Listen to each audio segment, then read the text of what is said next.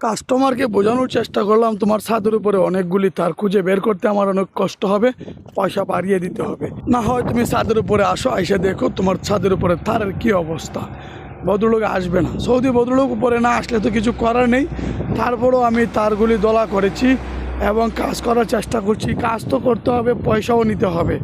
তারপরেও যদি তাকে উপরে আনা যেত, হয়তো কিছু পয়সা বেশি নিতে পারতাম। 20-50 টাকা বেশি নিলে হতো, বাংলার 500-700 টাকা বেড়ে যেত বা 1000-1500 টাকা বেড়ে যেত। তারা আসলে জীবনের ঝুঁকি নিয়ে আমাদের মতো উপরে উঠতে চায় না। আমরা তো পয়সার জন্য অনেক সময় রিস্ক নিয়ে উপরে উঠতে হয়, কিছু করার নেই। দেশ ছেড়ে প্রবাসের মাটিতে এসেছি। আপনারাও যদি শরীর পাতলা থাকে, প্রবাসের মাটিতে এসে আপনারা আমার মতো এইভাবে পয়সা ইনকাম করতে পারবেন। দেখুন, সবগুলো তার আমি একত্রিত করেছি।